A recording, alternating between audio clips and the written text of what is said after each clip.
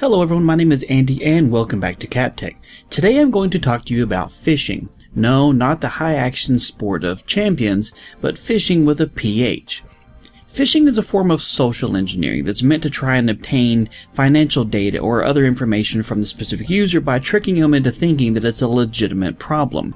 And they may try and get things like usernames and passwords, credit card information, PayPal logins, eBay logins, even things like domain information. If you have a website, maybe like it's expiring, they may try and trick you to think that it's expiring and get you to log in and things like that.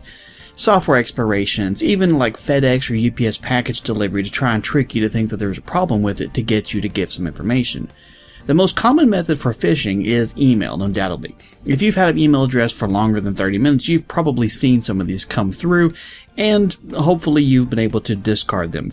Most email clients, especially like Gmail and some of the more newer ones that are kept up to date, do a pretty good job about marking them as malicious, or at least letting you know that there's a problem with them, and hopefully you can discard them as is. But ultimately, it comes down to the user's responsibility to know what is what. These emails are very cleverly disguised to look like regular emails. They go to a lot of effort to make sure that the emails you get look legitimate, if like they're coming from a bank or a credit card company.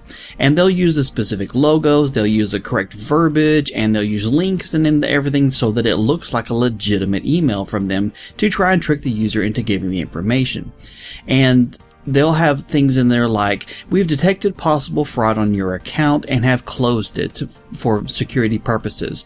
If you want to reopen it, you need to verify it by clicking the link below. And then once you do, you click that link, it's going to take you to their website, which they will spend a lot of time making sure it looks legitimate, look just like it would if you went to the actual website. You log in, they have your information, and you are pretty much just giving them full access to whatever they want. So, how can you protect yourself?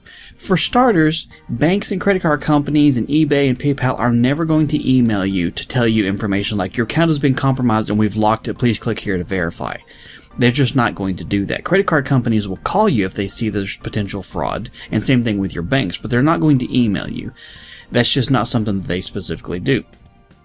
If you ever do get an email and you're not quite sure whether it is legitimate or not, the best thing I can tell you to do is just go to the specific website and log in like you normally would. And if there's a problem, you'll be prompted when you get to their website instead of clicking on a specific link to take you there.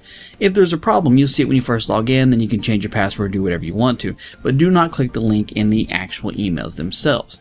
Also, something else you can do within email clients like Thunderbird or Outlook, or web clients like Webmail or like Gmail or AOL or whatever you're using, they have the ability where if you hover the mouse over the top of the link, it'll pop up a little tooltip or in the status bar down at the bottom telling you where this link is actually going to. So within the email itself, it may look like it's going to bankofamerica.com because that's the way they formatted it. If you hover over the link, it might say it's going to bankofamerica.example.com because you see web addresses are read backwards. You got the com first.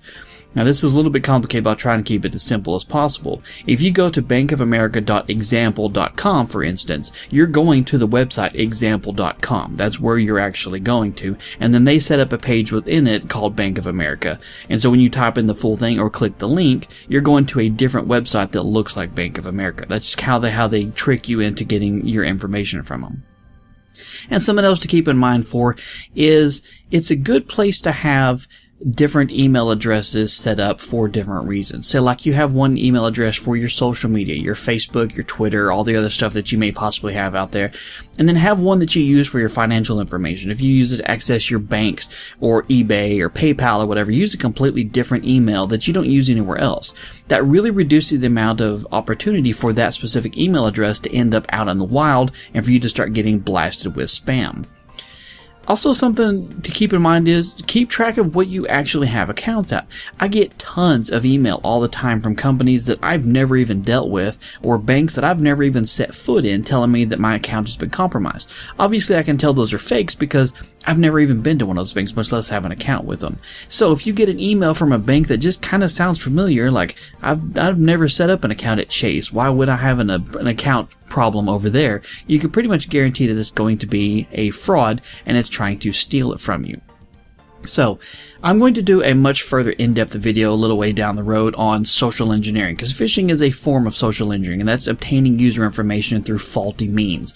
But for now, I wanted to provide some information about what phishing is and things that you can do to protect yourself, and hopefully this video was useful. If you did find it useful, do me a favor and hit that thumbs up below and down the video. If you have any questions or concerns, or you want to add to something I said, drop it in the comment section down below so that we can all see it. And if you're not subscribed already, be sure to do that so you don't miss out on future videos. Thank you guys so much for your time. You have a wonderful day, and I'll talk to you later.